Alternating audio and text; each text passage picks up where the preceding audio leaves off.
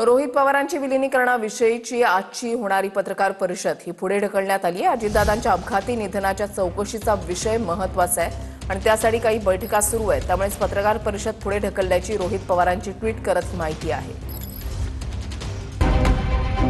आज अजितदादांच्या दुर्दैवी अपघाती निधनाच्या चौकशीचा विषय हा आमच्यासाठी महत्त्वाचा आहे। तो योग्य दिशेने जाण्यासाठी माझ्या काही बैठका सुरू आहेत। त्यामुळे 12 फेब्रुवारी रोजी राजकीय विषयावर घेण्यात येणारी पत्रकार परिषद पुढे ढकलावी लागते। अजितदादांच्या चौकशीचा विषय मार्गी लागताच लवकरच राजकीय विषयावरील पत्रकार परिषदही घेण्यात येईल। याबाबत 2 दिवस आधी कळवण्यात येईल। रोहित पवारांच्या पत्रकार परिषदेमुळे विलिनीकरणाच्या निर्णयावर परिणाम झाला असता म्हणून पत्रकार परिषद रद्द झाली का?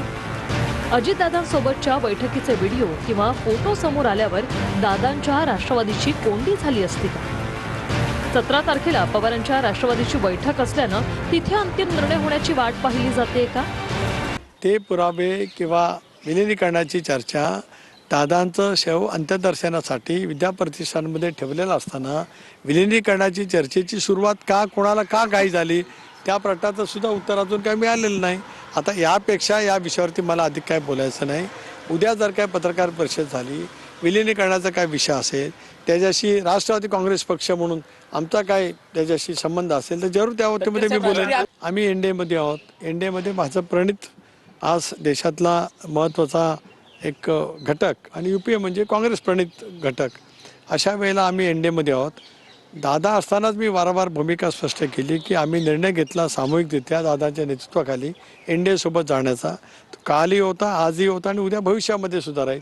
त्याच्यामुळे एनडीएमध्ये येण्याच्या बाबतीतली सुद्धा स्पष्टता कुणीतरी करणं अत्यंत आवश्यक आहे। करण्यासंदर्भात काही प्राथमिक चर्चा अजितदादांची झाली होती का? सुप्रियाताई, अजित पवार आणि तुमची तिघांची बैठक झाली, अशी काही बैठक या विषयावरती झाली होती का? आता उद्या त्याचे व्हिडिओ, त्याचे ऑडिओ किंवा त्याचं काय माहिती असेल ते उद्या येऊ द्या, मग मला बोलता येईल। आज मला त्या विषयावरती नाही, मी हे बघा, मी माझ्या आयुष्यात कधी उत्तर टाळलं नाही।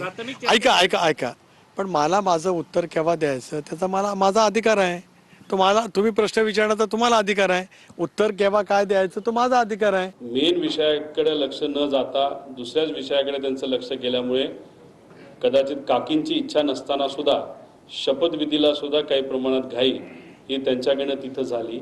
सगळ्यांच्या प्रायोरिटी आणि महत्त्वाच्या गोष्टी वेगळ्या असतात। एक असं आहे की जो निर्णय झाला तो सहमतीने झाला, पक्षामध्ये एकमताने झाला। आता त्याच्याबद्दलचं भाष्य करण्याचा इतरांना अधिकार काय येऊ शकतो? कारण हा राजकीय निर्णय आहे।